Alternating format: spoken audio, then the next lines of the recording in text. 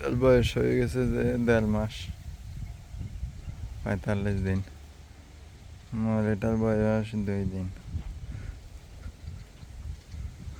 আর এগুলা আজকে কাটা হয়েছে, এগুলা এর আগেরটা 3 দিন, এর আগেরটা 4 দিন।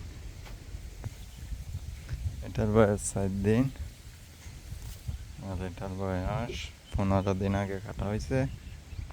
এখন আবার নতুন করে উঠতেছে, আইতেছে।